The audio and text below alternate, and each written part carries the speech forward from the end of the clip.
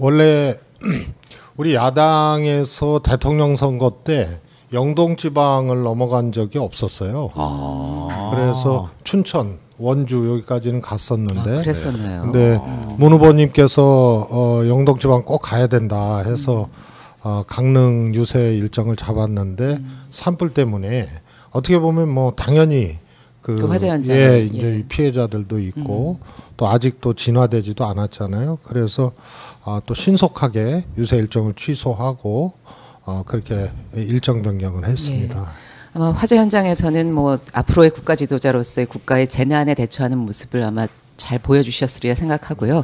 이 강원 영동의 그 야권 약세 지역에서 원래 유세 때 하시려던 말씀은 어떤 거였나요?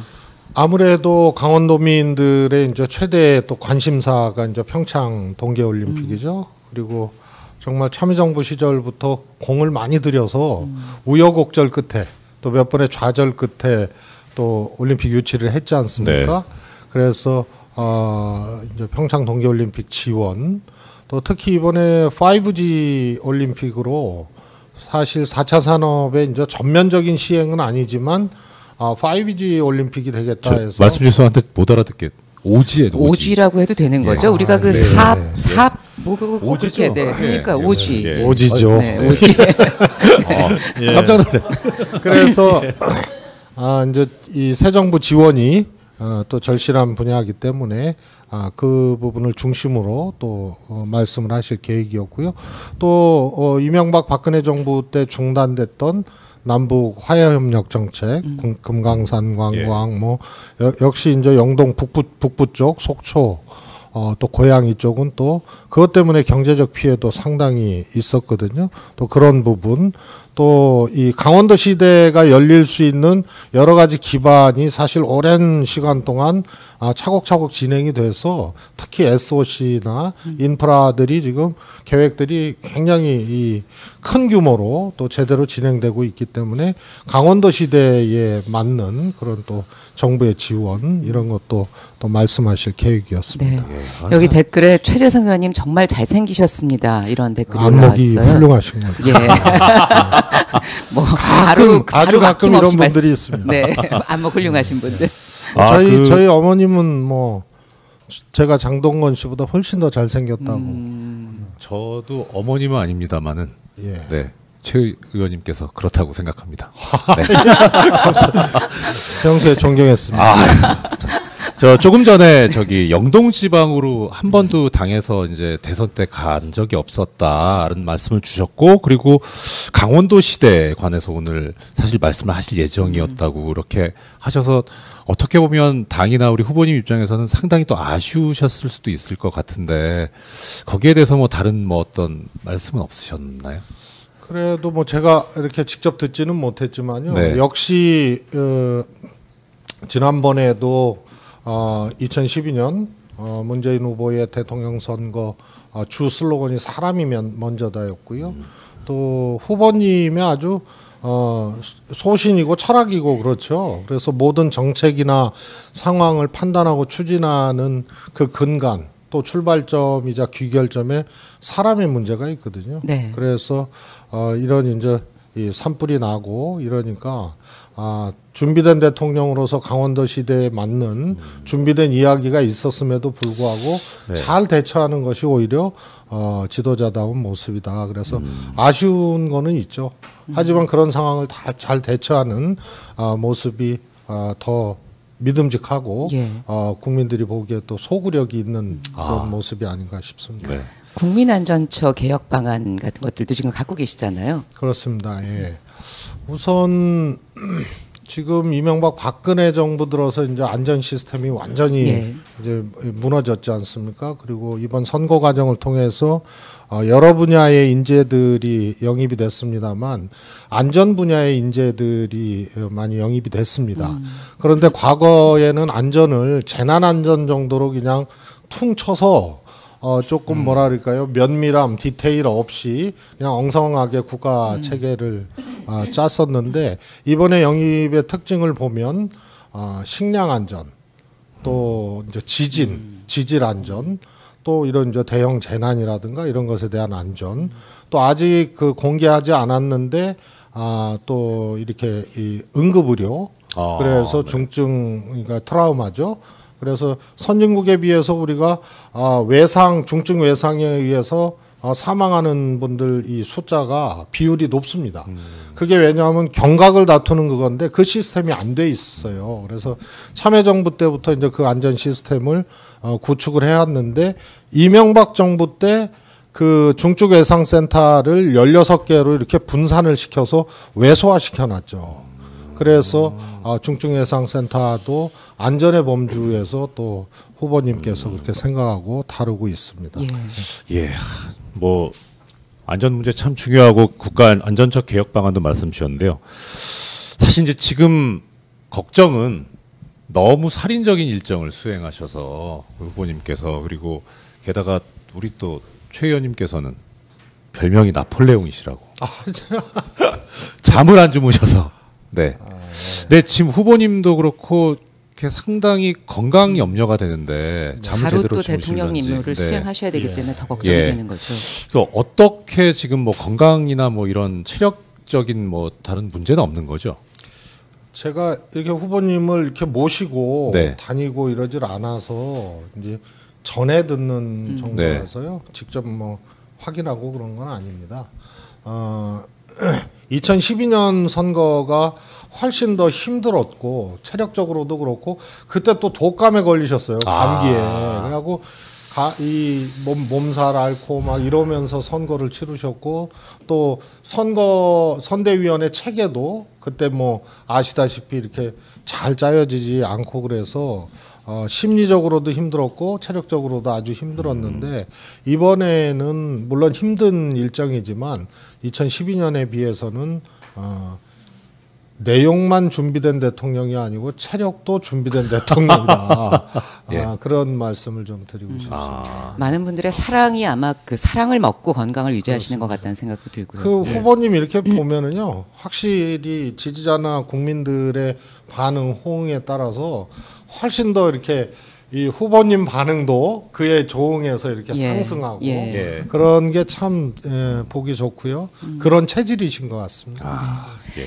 그 최재성 전 의원께서는 최대라는 별명, 그게 이제 대변인을 여러 차례 수행을 하셔가지고 대변인을 줄여서 최대신데 그 지금 현재 선대위 꾸려져 있는 이제 공보단 속의 대변인들 어떻게 보시고 계세요? 그 과거하고 조금 다른 점이 있습니다. 이렇게 언뜻 보기에는 왜 소위 말해서 저격수가 없냐? 이런 이제 과거 뭐 지금 뭐 자유한국당이나 뭐 사실 국민의당도 과거에 흔히 얘기했던 저격수들이 여러 명 있거든요. 그래서 조금 어떨 때는 그냥 도를 넘는 네거티브를 하고 막 그러는데 집요하게 하고. 근데 우리 공보다는 그 저격수가 안 보인다 이런 지적이 있습니다. 네. 근데 그렇고 보니 그러네요. 예, 근데 훨씬 더 진화된 모습이라고 네. 생각하는 게 전략과 정무와 또 뭐 우리 상황실하고도 유기적으로 연계하고 토론해서 시스템 내지는 구조적으로 대응을 하고 있습니다. 예를 들어서 이제 문준용 취업 문제에 대해서 계속 마타도하고 턱도 없는 걸 하는데요. 그저께 소위 말해서 15초짜리 녹취를 변조해서 네. 문준용 씨의 이 파슨스 동기라고 이렇게 했는데 그때 이제 전략회의, 뭐 또 우리 상황회의, 또 공보회의하고 유기적으로 연관해서 아무래도 이거는 이 문제제기 자체가 자작극일 가능성이 크다. 네. 그러나 그러면은 보통 바로 가서 저격수답게 이런 자작극 행위를 한 뭐 이러면서 또 공방을 하잖아요. 근데 그걸 자제를 하고 절제를 하고 오히려 이렇게 끌어들이는 전략을 써서 문준용 씨의 진짜 친구, 동기들의 이제 반론, 또 해명, 증언도 또 이끌어내고 그러면서 누군지 밝혀라. 그리고 동기가 3명밖에 없다는 거 아닙니까? 네. 그래서 차 띄고 포 띄고 다 확인해 보니까 실질적으로 친한 동료라고 그렇게 하면서 사실상 거짓 증언을 한 네. 그 녹음의 주인공이 가상의 인물 내지는 자작극일 가능성이 네. 커진 거죠. 예. 그래서 시원한 맛은 없지만 구조적 전략적으로 잘 대응하고 있는 이것이 조금 진화된 우리 문재인 캠프의 공보단의 모습이다. 이렇게 평가하고 싶습니다. 그러니까 유일한 그 파슨스 동기가 그래서 그 본인의 이메일을 통해서 저희에게 네, 그 그렇습니다. 이야기를 해주고 그것을 저희도 공개를 뭐 했는데요. 6명인데 여성들은 미국에 빼고 있고. 3명 중에 예. 1명이 사실은 지금의 이런 모습이 지난 2012년의 선대위에 비해서 훨씬 더 진화한 모습이라는 생각도 듭니다. 네. 지금 채팅창으로 많은 분들께서 의견 주시는 것이 예전처럼 이제 유야무야 넘어가는 것 아니냐. 예, 이거 확실하게 정말 뭐 대응도 그렇지만 봐주면 안 된다 이런 말씀들을 의견들을 주시고 계시는데 어떤 생각을 가지고 계십니까? 사실 뿌리 뽑아야 될 것 중에 하나죠. 네. 이게 국민들은 엄청난 속도로 진화해서 지난번 2016년 총선 때도 야권이 분열됐는데 여소야대를 만들어줬잖아요. 네. 소위 유권자에 의한 전략적 조합이 투표 행위로 세계 정당사에서 처음으로 이루어진 거예요. 당연히 패배했어야 되는데 여권을 패배시켰거든요. 그래서 국민의당과 민주당을 전략적 조합으로 이렇게 끌고 나갔던 거고, 그리고 최순실 촛불이었습니다. 이때도 정치권은 우왕좌왕했거든요. 뭐 총리 추천한다 그러니까 바짝 그런 사람도 있었고, 그러나 국민들은 처음부터 끝까지 일관되게 퇴진, 탄핵, 그리고 새로운 대한민국 적폐청산, 이걸 한 번도 흐트러뜨리지 않고 조기 대선을 이끌어낸 겁니다. 그래서 저는 이번 과정을 통해서 국민들의 이런 진화된 속도, 이것에 정치권이 더 따라가야 된다, 이것을 또 입증한 선거고요. 그래서 국민들에 의해서 만들고 국민들이 이기게 만드는 선거, 이렇게 좀 평가하고 싶습니다. 네. 저희가 그 최재성 의원님과 어울리는 고사성어를 몇 가지를 준비해서 한 4가지 정도로 해서 그것에 대한 그 뜻풀이를 하면서 조금 시간을 보내볼까 해요. 그 첫 번째 고사성어, 뭐 쉽지 않은 얘기입니다만 분주파부. 네. 20대 총선 작년에 출마를 안 하셨어요. 예. 그때 출마하셨으면 넉넉히 4선 의원이 되셨을 뿐인데 불출마 선언을 하고 뒤로 빠지셨는데 그때 분주파부하겠다라는 말씀이 인상적이었거든요. 좀 설명을 해 주시겠어요? 문재인 당시 당대표의 최대 과제이자 또 문 대표의 소신이었고, 결국은 그것이 잘한 일이다라고 증거된 것이 있습니다. 정당을 재구조화하는 것이었습니다. 그래서 소수의 정치인들이 당권을 가지고 다투고 또 승자 독식하고 당대표를 배출하지 못한 사람과 배출한 사람들 간의 갈등이 또 이어지고, 이것이 또 대통령 선거 때도 또 그렇게 나타나고, 그래서 소위 말해서 패권적 공천하지 않고 시스템에 의한 공천하고, 또 기존의 구질서하고 봉합하지 않고 정당을 다시 만들겠다, 재구조하겠다. 그래서 강한 야당을 만들겠다. 그걸 토대로 집권하겠다. 이게 문 후보님의 일관된 스탠스였습니다. 예. 그래서 굉장히 불편한 존재였죠. 기존 정치인들이, 우리 당내에서도 마찬가지고. 그래서 예전 같으면은 그것을 포기하거나 이게 타협을 했을 텐데 그걸 굴하지 않고 끝까지 하셨고요. 그러는 사이에 정당의 디지털 정당화가 보이게 안 보이게 잘 진행이 됐고, 또 온라인 입당법이 국회에 통과되자마자 아주 빠른 속도로 51일 만에 관련 시스템을 만들어서 네. 탈당과 동시에 많은 권리당원들이 또 입당하게 만드는 이런 정당 구조를 다시 바꾼 것이 문재인 대표였습니다. 그 과정에서 우리 후보님 그렇게 하셨는데 그래서 저는 문 의원님이 저런 철학과 소신이면 정말 수권 정당으로 거듭날 수 있겠다 해서 당시 제가 사무총장 하는데 하여튼 뉴스가 많이 됐어요. 네. 그리고 위인 설과는 봤어도 위인 폐과는 또 처음이었습니다. 사무총장 권한이 너무 집중되니까 총무본부장으로 바꿔서 위인 폐간의 당사자였는데, 문 대표님의 그런 의지, 인적 혁신 의지, 정당 재구조의 의지를 누군가는 좀 잘 발맞춰서 해야겠다. 예. 그러니까 조금 권한이 있다고 하는 실무 책임자 아닙니까?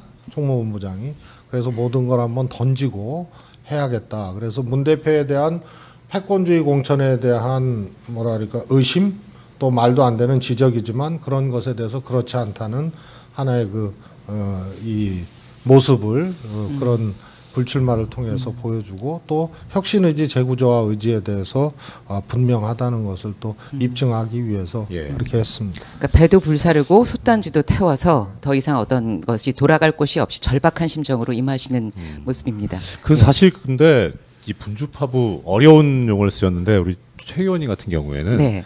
사람들이 다 살신성인이다 이게 의리파다 이렇게 인식을 하고 있습니다. 참 그러면서 방송사 사장으로 바뀌시고 바지 사장입니다. 대표는 따로 계시고 야, 그러니까 그 얼굴 마담 같은 건가요? 커서 얼굴이 커서. 네.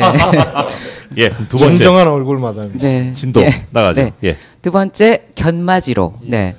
견마지로라도 하려면 모든 걸 내려놓아야 한다. 예, 어떤 이야기셨죠? 이거는? 정치인들은 늘 도전해야 되고 또 안주하면 안 되지 않습니까? 그래서 평가가 좋은 방법으로 도전하고 어떤 분은 또 좋지 않는 방법으로라도 도전해야 된다. 이게 불문율처럼 돼 있었습니다. 그게 권력의지라고 이제 또 달리 표현도 되죠. 그래서 어떤 자리가 있다. 또 어떤 지점이 있으면은 먼저 가기 위해서 경쟁할 수밖에 없었던 시간입니다.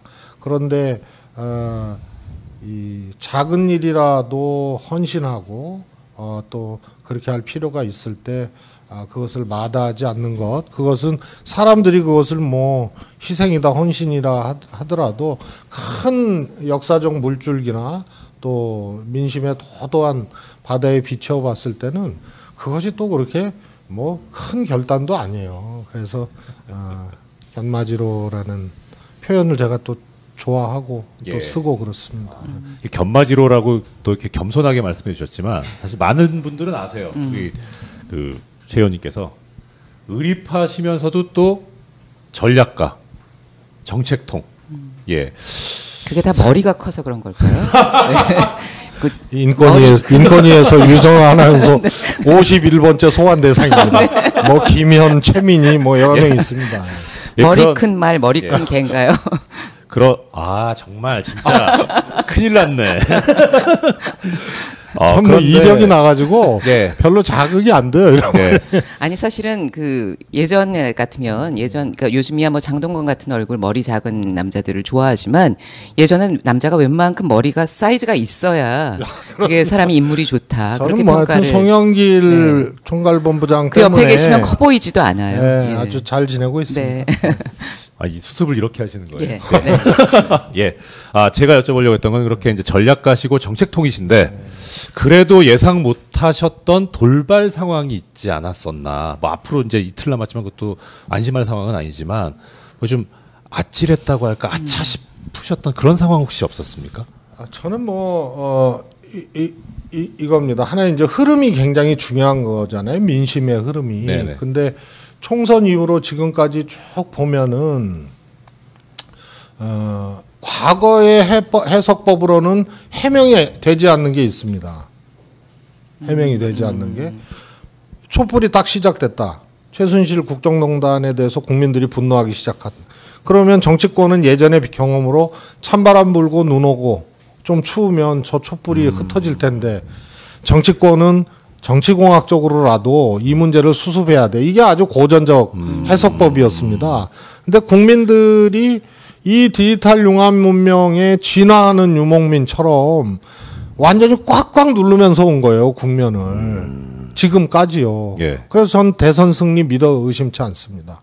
그런데 이 과정에서 우리 문재인 후보 진영 내부에서도 이런 저 고전적인 해석법과 또 새로운 해석법이 계속 논쟁하고 충돌을 해왔습니다. 네. 예를 들어서 문재인 후보께서 진짜 정권 교체 이런 얘기를 하셨잖아요. 그리고 적폐 청산 얘기를 하시고 그러니까 본선 딱 들어오면서 예선 끝나고 본선 들어오면서 확장력이 없다. 네. 이런 얘기를 막 이제 논쟁을 했죠. 근데 과거 해석법이면 당연한 거예요. 그리고 선거의 이제 중반전 넘어가면 중도 확장력 이거를 막 억지로라도 막 그때 했죠. 예전에는. 그런데 일관되게 후보는 적폐청산을 위한 정권교체, 진짜 정권교체, 가짜 정권교체 이걸로 그냥 쭉 일관을 해오셨습니다. 그게 민심을 정확하게 꿰뚫고 있는 거고요. 그걸로 정권교체 하겠다는 것을 분명히 하신 거죠. 그래서 이 흐름 속에서 논쟁은 우리 내부에서도 과거 해석법과 새로운 해석법이 있었다. 그래서 이때가 서로 삐딱하면은 이제 전략적 지점을 잘못 잡는 거니까 그런 게 오히려 그때마다 조금 노심초사했고 이런 거고요. 하나 더 말씀드리면 보수 유권자들이 이번에 처음으로 유목민이 됐지 않습니까? 그래 우리도 그 전에 그랬거든요. 2007년도 대선은 투표장에 안 가고 막 그랬었잖아요. 그런데 이게 이제 반기문한테 갔다가 또 황교안 총리한테 갔다가 또 우리 경선 과정에서는 일부가 또 안희정 후보한테 왔다가 그리고 지금 안철수한테 갔다가 또 홍준표로 그래서 이런 과정을 통해서 이게 뭉탱이로 그냥 막 뭐 10% 이상의 뭐랄까 덩어리를 가지고 막 움직이니까 그게 그때마다 이제 툭툭 올라오면은 안철수 후보가 박빙 문재인 후보하고 그다음에 뭐 또 뭐 반기문 이 보수 유목민이 가서 이거 완전히 치고 올라오면 어떻게 하지? 뭐 이런 것이 이제 이 가슴을 또 심장을 쫄깃하게 했던 거죠. 근데 그때마다 제가 보기에는 후보가 중심을 분명히 잡으셨습니다. 그래서 메시지를 일관성 있게 갖고 가고 스탠스도 아주 뚜렷하게 갖고 가면서 극복을 할 수 있었죠. 세 번째 볼까요? 네, 뭐 이거는 저희가 많이 그 후보님의 입을 통해서도 제조 산하. 저는 저 제자가 그 다시 만드는 이제 이건데 안으로 제자는 또 산하를 완전히 만드는 거 아니에요? 이거 뭐 무슨 제자라 그래? 왜 제조업할 때? 그래서 저는 후보께서 밖으로 아이제나 어이제나 같은 심정으로 그러니까 이 나라를 완전히 새롭게 만든다. 그래서 그런 말씀도 하시잖아요. 우리 이제 그 뭐 더 거슬러 가지 않더라도 일제 시대부터 지금까지 쭉 우리 사회의 메인스트림이 굉장히 왜곡된 형태로 형성돼 온 것, 이것에 대한 나름대로 정치사적, 역사적 통찰을 하고 계시기 때문에 그런 것을 메인스트림을 자연스럽게 바꿔내고 우리 사회의 잘못된 점, 왜곡된 점, 잘못된 질서들을 다시 재구조화해내는 이런 이제 의지의 또 표현이고 그게 민심의 정확한 지점이라고 생각합니다. 이게 바로 조금 전에 자막에도 나오고 보셨습니다만은 우리 문재인 후보께서 2017년 새해의 사자성어로 제시한 말씀이죠. 자, 이렇게 이제 제조산하든 정말 제대로 바꿔가지고 나라다운 나라를 만들어야 되는데 그 나라다운 나라를 만들기 위해서 또 우리의 힘을 결집시켜야 될 때가 아닌가 싶습니다. 뭐 여러 가지 뭐 가짜뉴스도 나오고 뭐 이상한 마타도어도 나오지만 그래도 그동안 다져온 우리 문재인 후보님 지지자분들의 표심을 흔들기에는 부족하지 않나. 저는 그런 생각이 들고요. 그래서 다시 한번 또 우리 또 얼굴이 복지이신 우리 문재인 후보님의 오후 일정을 다시 따라가 보겠습니다. 어버이날을 하루 앞둔 오늘 문재인 후보의 저녁 일정은 광주 송정역 앞 집중 유세였습니다. 광주 송정역은 경상도와 전라도를 연결하는 경전선의 종착역이자 대전과 목포를 잇는 호남선 열차가 정차하는 곳인데요. 파란 풍선을 든 광주 시민들의 환호를 받으며 무대로 등장한 문재인 후보는 광주에서 인정받는 대통령이 되겠다며 5월 9일 투표혁명을 완수해달라고 호소했습니다. 정권교체 문재인으로 결정했다. 맞습니까? 김대중 대통령님께 보고드립니다.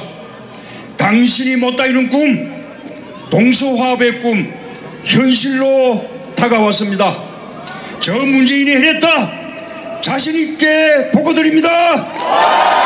광주 시민 여러분, 저 문재인은 20대 청년 시절부터 광주와 함께 살아왔습니다. 문재인의 30대, 40대, 50대 늘 광주와 함께 했습니다. 지금도 광주는 저 문재인의 일부입니다. 김대중과 노무현은 하나입니다. 국민의 정부와 참여정부도 하나입니다. 내 몸의 절반이 무너졌다. 노무현 대통령 서거 때 김대중 대통령께서 하셨던 그 통고, 그 말씀 기억하십니까? 그렇게 김대중과 노무현은 한 몸이었습니다. 그리고 그 뒤에 저 문재인이 있습니다. 김대중 정부, 노무현 정부를 잇는 제3기 민주정부의 대통령 누굽니까? 문재인! 대통령과 광주 시민들이 임을 위한 행진곡 합창할 수 있게 해주시겠습니까?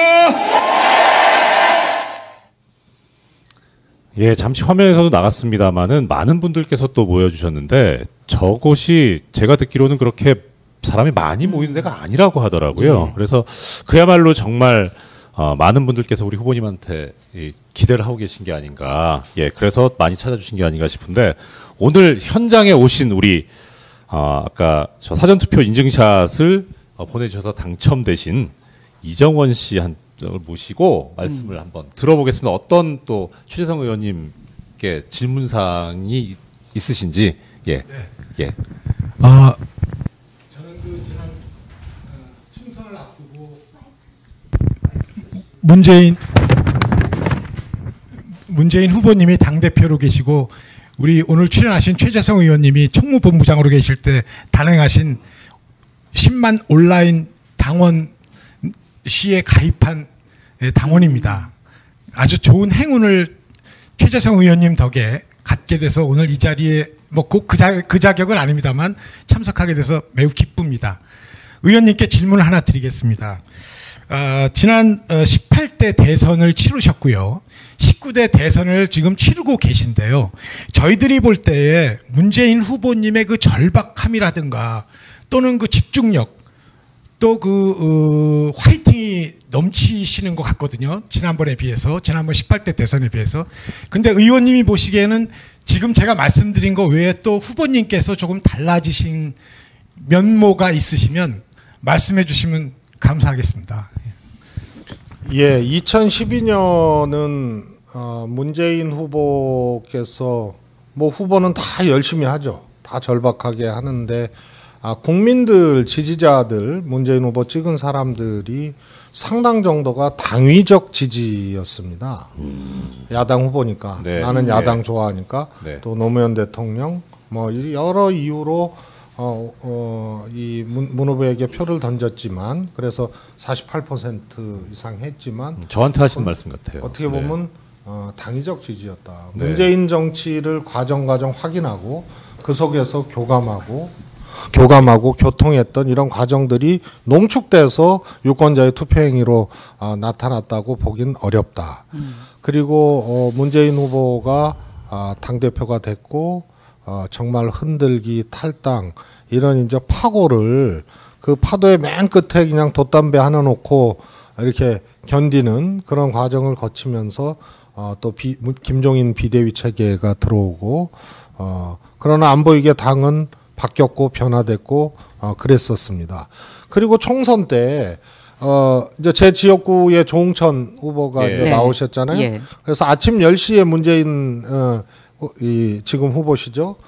지원으로 오셨어요. 근데 우리 당원들 말고 훨씬 더 많은 사람들이 아침 10시에 많이 모이신 거예요. 그리고 막 문재인 그때 의원님이시죠. 손을 잡고 그냥 막 그래서 제가 총선 끝나고 문재인 그 대표하고 둘이서 좀 차 한잔 하면서 그랬습니다. 이번에 총선 때 지원 다니실 때 많은 사람들이 응원하고 발을 동동 구르고 애달패했던 것은 이 대표 지내시고 이것을 경랑을 헤쳐오는 과정에서 공감한 것이 있기 때문에 마음이 굉장히 짠해지고 또 훨씬 더 강력한 이 지지다. 그래서 그만큼 다음 정권을 준비하고 또 수권 능력을 쌓고 이런 것이 더 절실하고 중요해졌다는 반증입니다. 네. 그러니까 문 대표님이 당신도 느끼셨다. 네. 이러면서 진짜 그 뒤로 총선 뒤로 특히 문 대표님의 고민, 행위 또 정책에 대한 학습, 탐구, 의지 이런 것들이 총선으로 거의 진짜 제가 보기에는 가파르게 이렇게 올라간 것 같습니다. 특히 그래서 이번은 사실 전략부터 정책부터 모든 것을 후보께서 거의 갈무리를 하고 리딩을 하면서 온 선거다. 상대당에서 뭐 문 후보님이 뭐 페이퍼를 읽는다 어쩌고 저쩌고 막 하는데요. 거의 혼자 리딩하면서 온 선거라서요. 절박함, 내용, 능력, 자세 이런 것에서 2012년하고는 좀 비교하기 어렵다 이렇게 말씀드리고 싶습니다. 뭐 여기 계신 모든 분들도 하루에 한두 번씩은 우는 것 같아요. 눈물들을 흘리고 그만큼 그러니까 우리가 다 그렇게 절박하고 됐어요. 짠하고 네. 어떻게 네. 그렇게 되는지. 그래서 김대중 대통령, 노무현 대통령 이후로 우리가 15년 만에 마음이 소통하고 교감되는 대중적 지도자, 대중적 리더가 15년 만에 문재인이라는 이름으로 태어난 겁니다. 네. 그 전에 우리도 후보도 있었고 대표도 있었지만 조금 다른 예. 그런 이제 후보다 지도자다. 그렇기 때문에 이제 후보에 머물면 안 되고 정말 대통령이 되셔야 하는데 사실은 오늘 월스트리트 저널에서 막판 역전이 가능하다라는 기사가 나기도 했고요. 예, 막판까지 우리가 가장 조심해야 될 것 어떤 것일까요? 그와 더불어서 저기 판세 예. 워낙 전략가시니까 판세도 한번 좀 저희 애청자분들께서 안심하실 수 있도록 말씀을 부탁드립니다. 뭐 이게 투표 이틀 남기고 참 이게 조심스러운 네. 말씀이죠. 저는 두 개가 다 공전하는 희한한 선거라고 봅니다. 보수들이 결집하고 있는 것은 눈에 보이지 않습니까? 그래서 애당초 예측을 했듯이 안철수 후보가 정점을 찍었을 때도 홍준표 후보가 결국은 치고 나올 것이다. 그리고 아주 짧은 시간에 그렇게 됐습니다. 보니까 그게 아까 말씀드린 이제 부유했던 보수 유목민 예. 이분들이 딱 열흘에서 15일 간격으로 옮겨온 상황입니다. 반기문 예. 총장부터 쭉 이렇게 옮겨간 거 보면 2주일을 넘지를 못했어요. 그래서 안철수 후보의 고공 지지, 급작스러운 지지도 경선 후에 확 올라갔는데 2주일을 넘기지 못하고 홍으로 이렇게 이동하는. 그래서 역시 보수의 추격, 결집이 아주 무서운 속도로 되고 있다. 이 점이 있고요. 그러나 이 선거를 관통하는 하나의 법칙, 이것은 이것은 국민들이 만들어 놓고 찍어 눌러온 선거기 때문에 그 큰 틀을 지금 이 상황에서 보수의 결집으로 과연 깰 수 있겠느냐. 예. 이 두 가지가 같이 존재하는 선거 같습니다. 네. 이정렬 판사는 또 물어보고 싶은 게 있을 것 같아요. 목표. 판세 분석을 좀 해주셨으면 거기서 탁 한번 여쭤보려고 했는데 판세 분석 현재 상태 조금만 더 말씀 주시면서 제가 항상 좋아하는 숫자. 네. 우리 후보님께서 득표율 몇 % 정도 얻으실 거다. 예. 제가 숫자에 약해요. 정말로. 저 술자리 약하다고 약해가지고 하시죠. 지난번 경선 때도 그거 했잖아요. 네, 왜 네. 권역별로 예. 돈 잃으셨어요? 막 했을 때 다 틀려가지고 왜냐하면 이게 저도 참 괜찮은 사람인 것 같아요. 자꾸 이렇게 더 주게 돼 마음이. 예. 그러니까 문 후보님의 네. 경선의 어느 권역의 득표율을 조금 더 이렇게 예. 부르게 돼가지고 다 틀렸습니다. 근데 이번에도 이게 참 경계 지점이 우선 산술적으로나 이 해석을 해보면 참 이게 딱 특정해서 말하기가 어려운 게 네. 기본적으로 저는 5대 4대 1 구도라고 보거든요. 어. 정권 교체에 강렬한 열망을 가진 지지층 예. 5, 그 다음에 보수 등등등 반문재인 뭐 해서 4, 그 다음에 뭐 심상정 후보 뭐 기타 해서 네. 유동성은 있지만 대략 1, 전후한 이렇게 본다면 이 틀이 크게 깨지지는 않을 것 같은데 지금까지 다자선거로 50%를 넘긴 후보가 없습니다. 이명박 정동영 후보가 붙었을 때도 예. 역대 최고 표 차이 520만 표 이상으로 했는데 이명박 후보의 득표율이 50%못 넘었거든요. 네네. 양자 대결 구도에서는 네. 우리 박근혜 후보가 우리 문재인 후보를 50% 넘으면서 이제 이겼던 거죠. 예. 그래서 이번에 다자 대결 구도이기 때문에 하여튼 그 50%에서 왔다 갔다 할 것 같은 예. 이번에는 그 숫자가 그 아래로 틀리기를 바라는 마음입니다. 그렇습니다. 네. 오늘 그 모든 것을 내려놓고 문재인 후보와 더불어민주당의 집권을 위해서 노력하고 계신 종합상황본부 제1실장 최재성 전 의원님과 함께해봤습니다. 고맙습니다. 고맙습니다. 네.